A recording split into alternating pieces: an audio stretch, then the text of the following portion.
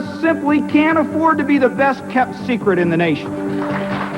Best kept secret or not, Iowa soon will get deeply involved in the business of selling its image in hopes of bringing tourist dollars to the state.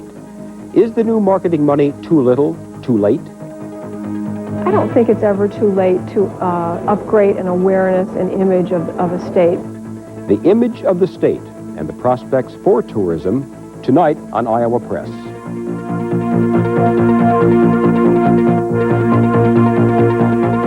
This is the Sunday, May 1st edition of Iowa Press. Here is Dean Borg.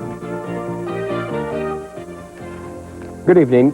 Quite a bit has been said about Iowa's struggle to get out of the economic doldrums. Recent economic upturns have allowed state officials to paint a prettier picture of Iowa's future, and yet there are still reports that Iowa's population will continue to decline, which some fear may lead to an exodus of business and industry. But state officials are trying to counter those trends. Under the banner of economic development, the state is taking a more aggressive posture and, among other things, tourism. As Nancy Crowfoot reports, Iowa will be joining a concert of voices already singing a familiar tune. It's a lake full of oversized fish, a soothing stream, and a leisurely canoe ride. It's the call of the wild, the beautiful outdoors, and a spectacular skyline as well. Action and adventure, and lots of fun things to do. It's baseball, apple pie, and motherhood. All are familiar sights and sounds to Iowans. Only these sights and sounds are television commercials, asking Iowans to spend the good old summertime in someone else's backyard, and to spend some money along the way. A summer trip through Minnesota is always an inspiration to me. Just about everyone is in the hunt for out-of-state tourism dollars these days, and soon Iowa will join that hunt. 1-800-228-3030. Experience the American adventure. Dakota, South Dakota. Illinois, you put me in a happy state. Wake up to Missouri. Wake up. I'm getting tired of waking up to Missouri. I'm tired of people asking me, how's the potato crop out there in Iowa? Iowa simply can't afford to be the best-kept secret in the nation. And the Iowa legislature agreed with Branstad that the time had come to invest in tourism as a major source of state income. This is the Larry King Show, live from Washington, D.C. The real stable things like family values and hard work. Branstad himself has followed his own bugle call and has led the charge, rarely missing the opportunity to sing the praises of tourism in Iowa. We've got a tremendous tourism industry that's building in Iowa. And last year, places like the Amana colonies, Adventureland, and a lot of people don't think of the Midwest in terms of tourism, but we're really beginning to develop that potential. Branstad and other governors know the positive effect a healthy tourism industry can have on the state's balance sheets. It may mean the difference between red and black ink. On a state-by-state scale, tourism ranks third in industrial income nationwide. Increasingly, states are developing images to be sold in the marketplace, and image is not one of Iowa's strong suits. The state is in an image limbo. Not good, yet not bad. Iowa doesn't have a bad image, it just doesn't have an image at all. And in the tourism industry, image is about 95% of the game. Dave Reynolds is the newly hired director of state tourism in Iowa, and he finds his biggest challenge will be the crafting of that very image. His counterpart in Illinois, Linda Simon, found the challenge to be selling the state on itself. Now, we have another campaign that's for Illinois, which shows the fun festivals and fairs, historic events, and outdoor activities that the rest of the state has to offer. And we market these commercials inside the state of Illinois as well as our neighboring states because we also want to keep Illinoisans here. We don't want them going across the borders. It's very competitive. Again, when you look at all the states and cities that are inundating various markets with their image advertising for their communities and for their state. But, the key here will be just a key marketing strategy. That is, you don't sell necessarily what you think is important, you sell what the people want to buy. Welcome back. It's good to have you back. The state is not the only Iowa entity involved in the business of marketing a state image. Private, local campaigns have taken the state's image to markets well beyond Iowa's borders. State officials say they are counting on the smaller, locally funded promotional campaigns to continue, perhaps in a synchronized effort with the emerging state campaign. Welcome back downtown. In the business of developing tourism as a major industry, the stakes are high and so are the costs. With an additional $3 million this year, Iowa will be spending $3.4 million on the marketing of this state, and 40% of that will go to tourism advertising. 60% is earmarked for promotion of industrial development. Iowa now ranks third among surrounding states in money spent on tourism advertising. Illinois ranks second nationally, just behind New York. Generally, Midwest states will spend less money on industrial development efforts than on tourism, except for Iowa, which will outspend surrounding states this year on industrial development. Tonight we'll be talking about the tourism industry with our guest Marjorie Beenders, now in her 6th year as director of the Missouri Division of Tourism, the state's second largest industry, and Rene Jedlicka of Iowa City. She's president of the Iowa Travel Council, which represents the state's private tourism industry. They'll be questioned by Dave Yepsen, political reporter with the Des Moines Register, and by Judy Daubenmier, legislative reporter with the Cedar Rapids Gazette. Ms. Beenders, what do you think Iowa has to sell here? We've just heard that people here are tired of waking up to Missouri. We want to wake up to Iowa. What would you do to wake them up to Iowa? What would you emphasize? Well, I think that very interesting, the various people that we all had the opportunity to hear on the various tapes. I think that you can't compare Iowa to Missouri. You can't compare Iowa to Illinois or to any other state as far as that goes. You have to try to figure out what Iowa has so that you can position Iowa as no other state has been able to do so. Now, the fact that the state of Missouri has been able to come up with our Wake Up to Missouri campaign, anybody else could have said it, but we said it first. And we are going into the market continually, keep getting that message across and getting our advertising message out to all the various people within the close proximity to the state of Missouri to try to get the tourism dollars coming into the state of Missouri. As far as Iowa is concerned, I think what they're going to have to do is start in square one, not try to start in, square 3 or 4 or 5. They're going to have to go back to the beginning, and they're going to have to really just assume that what we have here is a new product, and how are we going to sell it?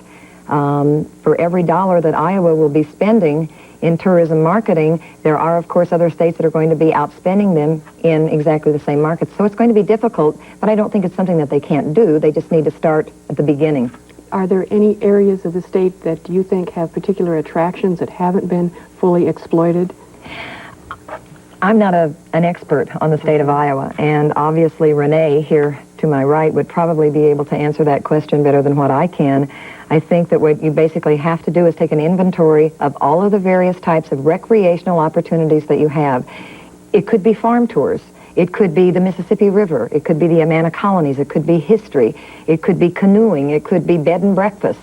It could be, a number of different things. But I think you need to take an inventory of what you have and then go out into the markets where you're hoping to advertise and find out what people's impression are of Iowa. Sometimes you're going to find out some information that you're not going to like, but the idea behind research is to pay attention to it. And once you find out what they think of you, and once you know what your inventory of actual attractions and recreational opportunities are, that's when you develop your campaign. Ms. Jedlicka, what do you think Iowa has to sell? What should we push for people to come and see?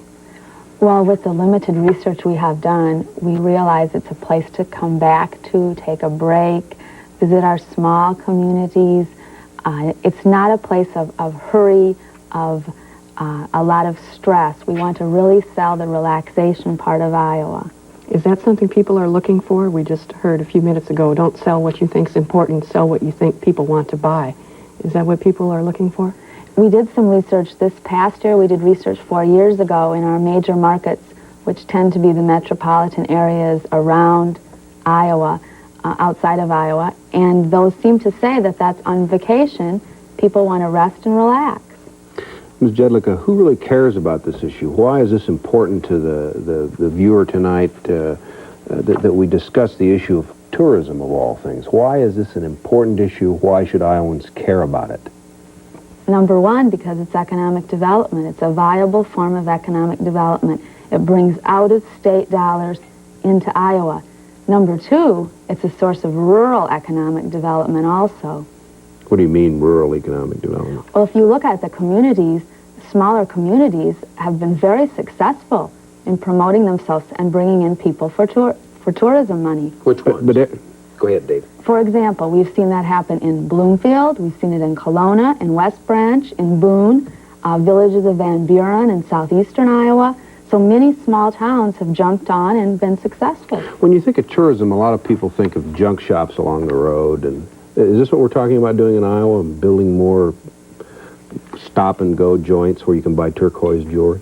Definitely not. I believe that we need to create a clean image, which it is, and we also need to find things that people are attracted to, like antiques, and antiquing is a major thing they can do in this state.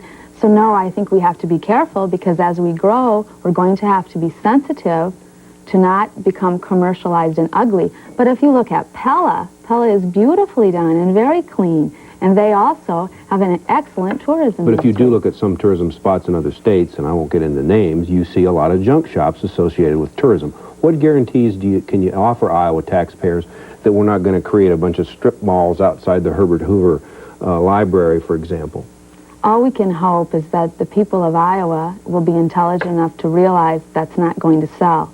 And I think most of them have been sensitive to that.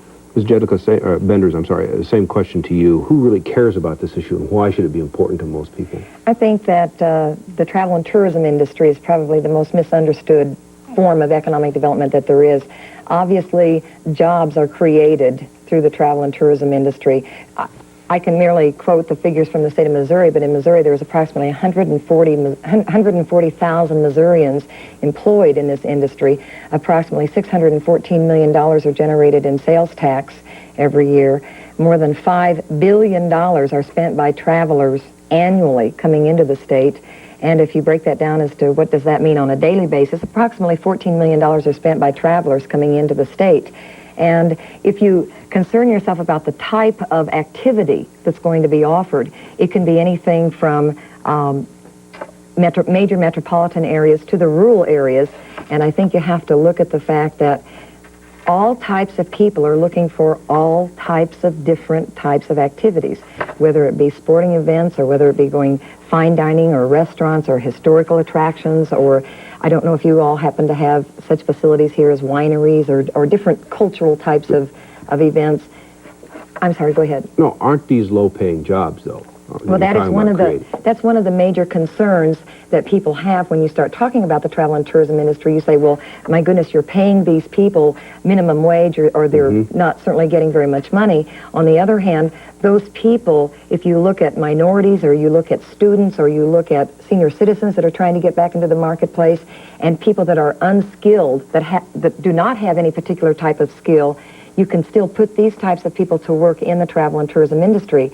And I'm certainly not saying that every position in travel and tourism is a low-paid position, because indeed it is not. But yes, we do provide a form of employment that might not be available in another area of economic development. Ms. Jedlicka, how do you respond to the criticism that you're just creating a bunch of low-paying jobs with this, that Iowa might be better off to put this money into economic development activities that will create more permanent, higher-paying jobs?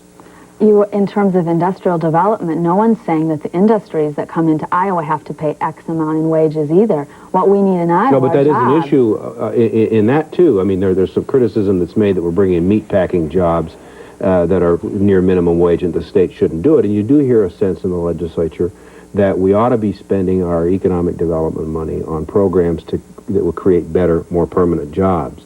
So how do you respond to that criticism that you are just creating low-paying jobs in Iowa with it? I think we are creating jobs. There's no doubt about it, and I think that's what our state needs. Even if they're low-paying? Even if they're low-paying, we're creating jobs. But they aren't, as Marjorie says, all low-paying. There are many people in Iowa making lots of money on tourism. You are in the business professionally of promoting the Iowa City area, and you also have a vested interest in the subject because you're representing the entire state people in the private tourism industry as president of the Iowa Travel Council.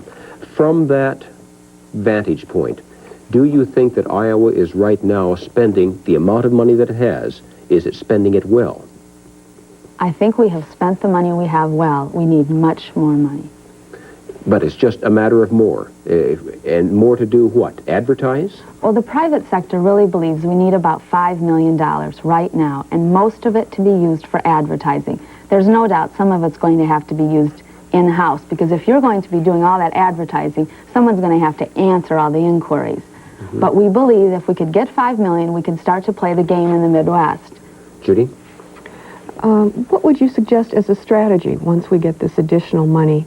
Are we trying to position Iowa as a place to come and stay for your entire vacation? Are we a stopover spot? Are we going after people who have small children or retired people?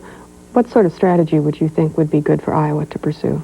From what our limited research shows right now, we're definitely a place for overnights, long weekends. We're a place for people 55 and over. We can see that that tends to be a good market, as well as families with small children. Ms. Beenders, is that the same market Missouri goes after? We basically go with a market that's 25 years of age and over. We also try to say that they would have a joint income of at least $25,000. And certainly the senior citizens are beginning to become a very good market, not just for Iowa, but for everybody, because we are seeing today that our population is getting older, and these people have the time to travel. They also have the additional funding to be able to do so. So we are targeting that group. May I just insert a question here? Rene said that we need more money. Does it pay dividends? The more you throw into advertising, the more you're going to reap? Or is there a place of diminishing returns? I'm sure that there would be a place of diminishing returns, but I don't believe that Iowa, they're not even close to that yet. Excuse me. For example, I can tell you about what has happened in the state of Missouri. We have taken the opportunity of working with our private sector, with our travel council, such as what Rene represents here in Iowa, and also with a group called the Travel Federation of Missouri. And we've put together a long-range plan, and our long-range plan is called Impact 80s. And it clearly explains the economic impact that the travel and tourism industry can have on Missouri's economy in the decade of the 80s and in years to come if it's properly funded.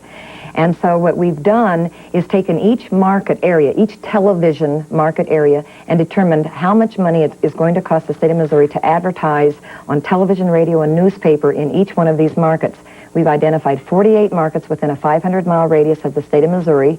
We know how much it's going to advertise in each one of those markets. We do research before we ever go into a market to advertise. We find out what market share we're actually getting. We keep gauging, we keep monitoring our success in those areas. So we do our benchmark research before we go in, afterwards, to keep finding out whether or not we're making progress. And the answer is yes, we are making progress. We are advertising in areas, and we are finding out that we are getting more of the market share. More money is coming into Missouri as a result of that. Ms. Jedlicka, is that anything at all like what Iowa is able to do? Are they taking people out of Iowa? Would you like to see Iowa concentrate on keeping people here, or on bringing people from other states, or maybe even the international market? I think that most of the private sector believes the state's role is to bring people in from out of state. We are starting to do as Missouri does and work closer with the state, with the Department of Economic Development, in determining how should those state dollars actually be spent, how will it best impact our entities and our industry. Unfortunately, in the past, we have not always been in sync with the Department of Economic Development. And I believe with the new tourism director that's on board, we have paved a new road. And I'm hoping, as the most of the industry is, that we can get to the point Missouri is. Why haven't we been in sync, the state and the private sector here in the state? Well, Governor Branstad has been very supportive of tourism. Unfortunately, we keep asking for more money, and it's tough economic times in Iowa. But the department often, I think, believed tourism wasn't necessarily that important. Industrial development was more significant. And I believe in the last couple years, they're starting to realize they can't keep kicking around tourism. It's a viable industry, and one they better listen to. Ms. Jedlicka, tourism is a little bit like motherhood, and everybody's for it, right? And Iowa is now getting into this game.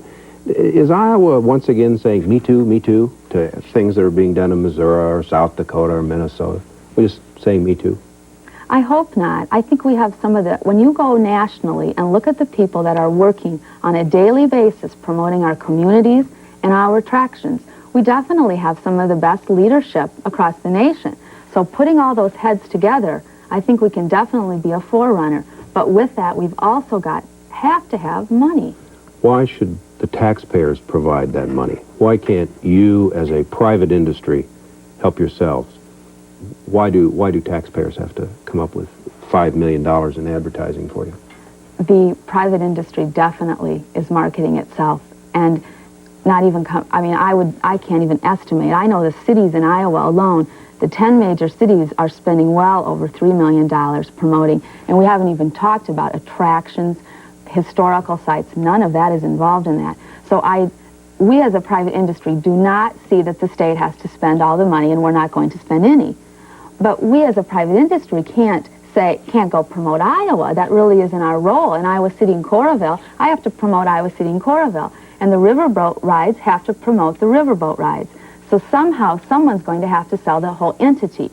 And although we pool our dollars privately, and we're continuing to do that to promote Iowa, we still have an obligation to our businesses and our communities. But why shouldn't every other business in the state be coming to the legislature asking for money for promotional advertising? In some cases they are. There's no doubt that other industries are funded through the state in some source. Farming has some. So there are other examples of that.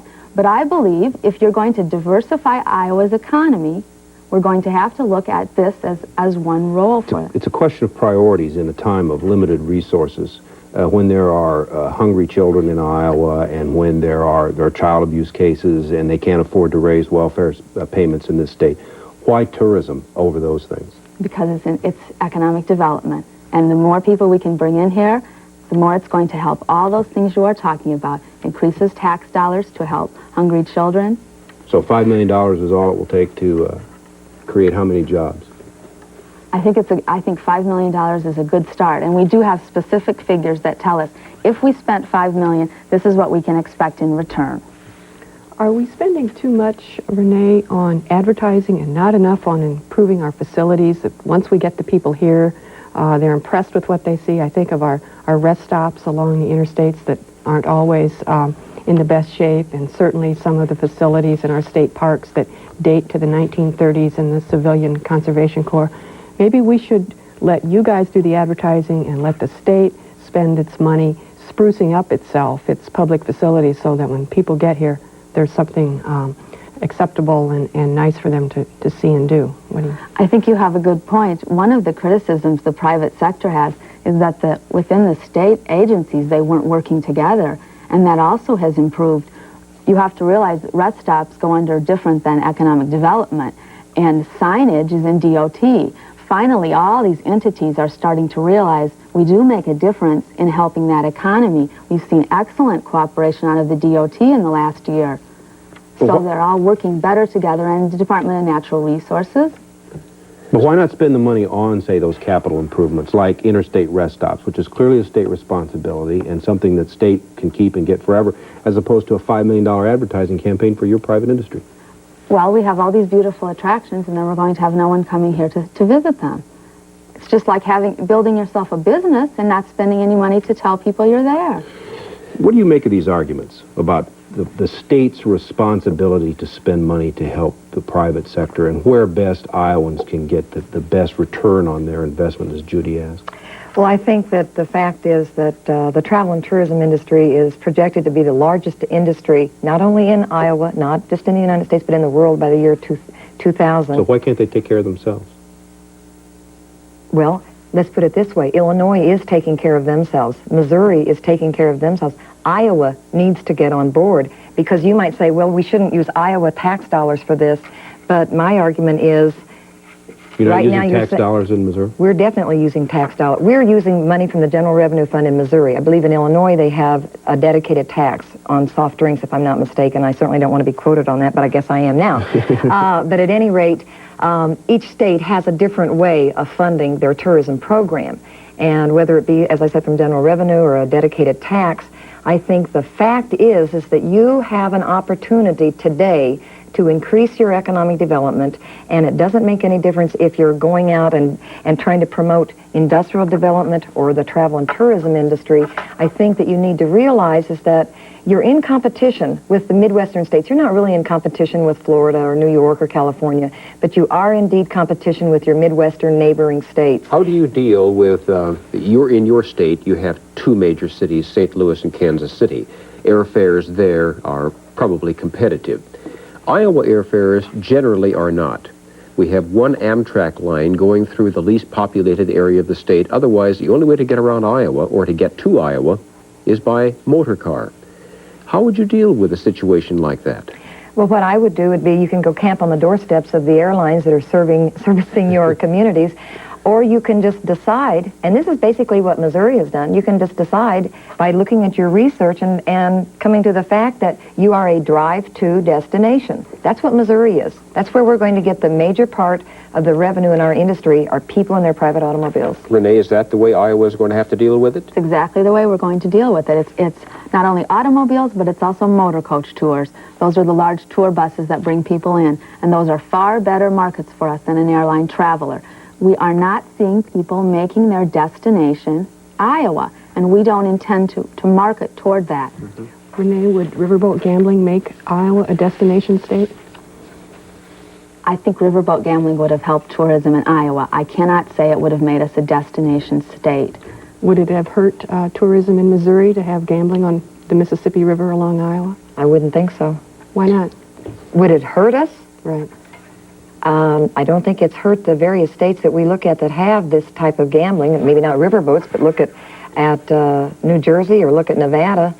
They certainly aren't hurt because of the gambling. But what that's in about, those she's areas. asking the adjacent state. If Iowa... Oh, would it hurt us if you had it? Probably. I mean, you're going to be then offering a type of recreation or activity that they can't get anywhere else in the Midwest. So all of a sudden, you've got them. Now they don't have to go to New Jersey or to Nevada. They could go here. Thank you very much for being our guest tonight. Marjorie Beenders of Missouri and Rene Jedlicka representing the Iowa travel industry. Until next week, for our panelists Dave Yepsen and Judy Daubenmier, I'm Dean Borg. Thanks for joining us tonight. Stay tuned now for Morgan Hellgren with Take One. Good night.